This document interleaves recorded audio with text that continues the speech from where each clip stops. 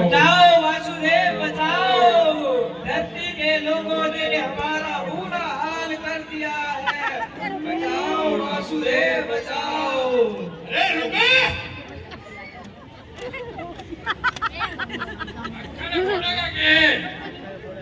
नहीं प्रवीण मोंगा से चेक करवा लेना। आंखों का फोड़ना कोई दिक्कत नहीं, जब हम निकाल नहीं पड़ो पर मन सीधा फोड़ेंगे। जोकर बन के आ गया। कौन है तुम? मैं हूँ। अरे गंडासी किसने मार की है? गंडासी ये धरती के लोगों ने मारी है। अरे मैं कहाँ लगा लिया है? अरे कहाँ से लगा ले? हमारे लिए जैविक खाद की कोटी 70% 6 महीने नहीं पास करता। अरे गंडासी सुनो, सामने ना मारी ना मारी हो तेरे। ना वो तो ना शिखर दुबारी के अंदर हमारे पेड़ों की जड़ों में पानी डाल के हमें जैविक खाद डाल के जीवित रखे हुए हैं, लेकिन वो बाकी लोगों ने हमारा बुरा हाल कर दिया है। हमें वासुदेव से मिलाओ। मेरे कड़े तुम्हारी पिड़वा गए इंक्रीमेंट।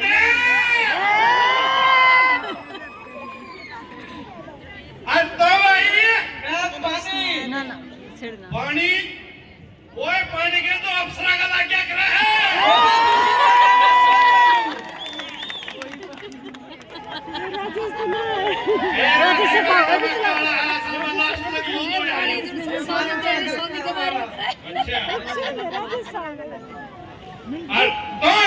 मैं पृथ्वी हूँ। इन सारे का बहुत अच्छा याद है कि तो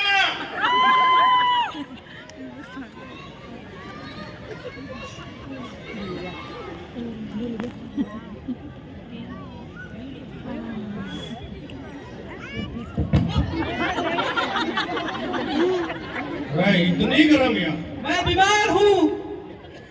तो इंद्रजीत घुराने की पर्ची किता देती है? डॉक्टर ने एडमिट तो कर लिया, लेकिन आईसीयू में बेड खाली नहीं थे। एडमिट कर लिया, आईसीयू में बेड नहीं थे। लड़ाई हो गया। अबे वासुदेव से मिलाओ जल्दी। वासुदेव से मिलना है हमें। रुक जाओ, अरे वासुदेव को रजान दो। हाँ ठीक है, जल्दी पूछो। वासुदेव जी कहिए द्वारपाल। वासुदेव जी अक्सर हमारे पास तो मनुष्य आते थे, और अब की बार पेड़, जल और धरती आई है। पेड़, जल और पृथ्वी, ऐसा क्या हुआ कि वो मेरे पास लेके आए? हाँ गुरुजी, हाँ पता नहीं पेड़ का तो तुम्हारा टायर हा पैर रखा है। मैं सिगर बेच गया, पानी तो इशारे दूर में रखे हैं, और धरती तो बस गोबर का लोथा है, बस इशारे में। मैं सिगर बेच गया, तुम्हारे पास सिगर बेच गई। चलो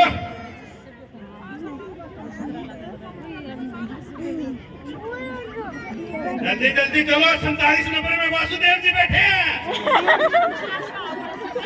जल्दी जल्दी नाम भी दुनिया कमेटी ले आ रहे हैं।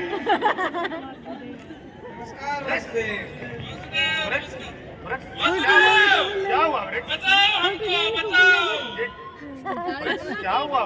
कैसे चोट कैसे लगी आपको? वासुदेव, ये चोट हमको धरती के मानव जाति ने दी है। मानव जाति ने दी है? हाँ, आपको जीवन का आधार है। जीवन का आधार जरूर है। हमने इनको लकड़ी दी, फल दिया, फूल दिया, खाने के लिए भोजन दिया, लेकिन इन्होंने अपने निजी स्वार्थ के लिए हमारे पूरे संसार को खत्म कर दिया। निजी स्वार्थ के लिए आपको खत्म कर दिया? जी, निजी स्वार्थ, बड़ी बड़ी बिल्डिंगें बनाना, चौड़ी चौड़ी सड़कें बनाने के लिए हमको जड़ से उखाड़ के फेंक रहे हैं। तो आप कैसे बचे? गुरुदेव, हमारा भी नंबर आने वाला था। हम भी जिंदल हॉस्पिटल में थे, वहाँ पे हमको ट्रांसप्लांट करके बचाया गया है। कौन है ये महामानव जिसने ट्रांसप्लांट किया? ये हमारे पास अनूप दयाल जी और ऋषि शर्मा की टीम है।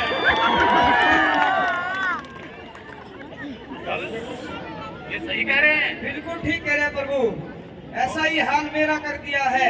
आपका क्या हाल कर दिया? आपने मुझे धरती पर जल बना के भेजा था ताकि मानव सुखी से जी सके, इसको पी सके, अपने कार्य कर सके, लेकिन इस मानव जाति ने मेरा दुरुपयोग कर दिया है, मुझको व्यस्त में बहा रहा है, इतना दूषित बना दिया है कि ये पीने के लायक भी नहीं रहा। हो गया है। बिल्कुल मूर्ख हो गया, इसको जहरीला तक कर दिया है। जो भी इसको पीए वो बीमार हो जाता है। बिल्कुल नहीं जिएंगे। इनको ये पता है जल है तो कल है, लेकिन फिर भी मानव नहीं मान रहा, दिन भर दिन बर्बाद करता जा रहा है। ऐसा रहा तो कुछ समय के बाद मैं धरती से लुप्त हो जाऊंगा। हाँ जी वासुदेव जी सही कह रहे हैं। आपने मुझे जीवन योग्य बनाया ताकि मनुष्य अपना जीवन यापन कर सके, लेकिन मनुष्य प्रजाति ने मेरे ऊपर कीटनाशक दवाइयाँ पदार्थ आदि डालकर मेरे को नष्ट कर दिया गया है। आने वाले कुछ समय में मैं बिल्कुल खत्म हो जाऊंगी प्रभु। मेरे ऊपर वायुमंडल की ऐसी परतें बना दी गई है जिस पर सूर्य की प्रकाश की किरणें मुझसे आकर टकरा तो जाती है, लेकिन वापिस नहीं जाती। इसलिए प्रभु मैं इतनी गर्म हूँ, मेरी सहायता कीजिए वासुदेव, मेरी सहायता कीजिए। आप यहाँ से इतनी गर्म है और यहाँ से इतना ठंडा है, ऐसा क्यों? यहाँ से ठंडी हूँ वासुदेव, इसलिए क्योंकि जिंदल हॉस्पिटल में हजारों पेड़ लगाए गए हैं, इसलिए मैं यहाँ से ठंडी हूँ।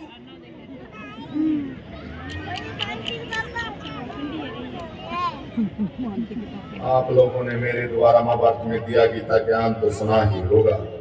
आज प्रकृति का ज्ञान प्रदान कर रहा हूँ। हे वृक्ष, क्या तुम्हें ज्ञात है कि तुम्हें पृथ्वी पर क्यों भेजा गया? क्यों भेजा गया प्रभु? ताकि तुम इस धरा पर ऑक्सीजन का संतुलन बनाए रख सको। ग्रीष्म ऋतु में तुम हरे भरे रहकर उन जीवों का आश्रय बनो जिनके पास कोई निवास नहीं, तो स्वयं के लिए छाया की व्यवस्था करने में मनुष्य की तरह सक्षम नहीं है। तुम्हें इस काबिल बनाया कि शीत ऋतु में तुम अपने पत्तों को त्याग कर भगवान सूर्य के प्रकाश को धरती पर पहुंचने में मदद करो। तुम वातावरण का संतुलन बनाकर वर्षा में सहयोगी बनो, बादलों को आकर्षित कर वर्षा कराते रहो। साथ ही तुम वहाँ के किसानों, व्यापारियों और समस्त जीवों की आजीविका और भोजन का आधार भी बनते रहो। मनुष्य इन सब बातों को भली भांति जानता है, किंतु अपने सुख आराम की जिंदगी भोगने के लिए अपनी आंख बंद करके बैठा है, और जब तक आंख खुलेंगी ये पृथ्वी शमशान बन चुकी होगी। हे जल, क्या तुम्हें ज्ञात है कि तुम्हें पृथ्वी पर क्यों भेजा गया? ताकि तुम जीवन का आधार बनो। इस धरती पर रहने वाले प्रत्येक प्राणी के अस्तित्व का आधार बनो। जहाँ पर्याप्त वर्षा नहीं पहुँच पाती वहाँ मैंने भूमिगत जल की व्यवस्था की, ताकि कोई भी जीव प्यासा न रहे। यद्यपि पृथ्वी पर जल प्रचुरता में है, किंतु पीने योग्य जल केवल 1% से भी कम है। मुझे यह ज्ञात नहीं था कि मनुष्य अपने स्वार्थ और संसाधनों की ओर में प्रदूषित कर इसे दुर्लभ कर देगा। आज मनुष्य यह समझता है कि वह शुद्धिकरण तकनीकों जैसे आरओ के माध्यम से समुद्र के जल को पीकर जीवन यापन कर लेगा, किंतु यह सभी जीव जंतुओं के लिए संभव नहीं है। यदि मनुष्य केवल इन कृत्रिम विधियों पर निर्भर हो गया तो केवल कुछ शक्तिशाली लोग ही जल को शुद्ध कर पी पाएंगे, और शेष प्राणी जल के अभाव में नष्ट हो जाएंगे। शेष प्राणियों के नष्ट होने के साथ मनुष्य भी नष्ट हो जाएगा। समुद्र के पानी को शुद्ध करने की एक ही तकनीक मनुष्य को बचा सकती है, जो मेरे द्वारा अपनाई गई है, वाष्पीकरण तकनीक, जिसके कारण वर्षा होती है। मनुष्य को वर्षा के पानी को संग्रहित करके उसके प्रयोग पर विचार करना चाहिए। पृथ्वी, क्या तुम्हें ज्ञात है कि तुम्हें क्यों बनाया? मैंने पृथ्वी को जीवन के लिए सर्वश्रेष्ठ बनाया। अन्य किसी ग्रह को इस योग्य नहीं बनाया कि वहाँ जीवन संभव हो सके। पृथ्वी को उसके अक्ष पर 23.5 डिग्री झुकाया ताकि यहाँ ऋतुओं का परिवर्तन हो सके, ग्रीष्म और शीत ऋतु का संतुलन बना रहे और विभिन्न प्रकार की वनस्पतियाँ उत्पन्न हो सके, जिससे मनुष्य मांस का सेवन कर शाकाहारी खाना खा सके। किंतु मनुष्य ने भूमि, पर्वत, जल और वायु सभी का दुरुपयोग किया। संसाधनों की खोज में वह अपने जीवन के आधार को भूल गया। मैंने प्रत्येक जीव को सोच समझ कर रचा ताकि सभी प्रजातियां संतुलन के साथ जीवन यापन कर सकें। परंतु अब मनुष्य स्वयं अपने विनाश की ओर अग्रसर है। मनुष्य जब बीमार पड़ता है तो वह ठीक होने के लिए महंगी दवाइयाँ खरीदता है, किंतु बीमारी के मूल कारणों पर कभी विचार नहीं करता। लोग वृक्ष की भगवान मानकर पूजा करते हैं, लेकिन जब वही वृक्ष उसके स्वार्थ के सामने आता है तो सबसे पहले उसी भगवान के पैर पर कुल्हाड़ी चलती है। नदियों को माता कहकर पूछते हैं, आज उन्हीं नदियों का जल देखें। उसने उन नदियों का जल पीने लायक तो दूर, स्नान करने लायक भी नहीं छोड़ा। पृथ्वी को मातृभूमि अथवा धरती माँ की संज्ञा दी गई है। आज देखो, उनकी माँ बुखार से तप रही है और मनुष्य को जरा सी चिंता नहीं। मनुष्य को लज्जा आनी चाहिए। क्या कोई अपनी माँ के साथ ऐसा व्यवहार करता है? क्या कोई वायु देवता और इंद्र देवता का इस तरीके से अपमान करता है?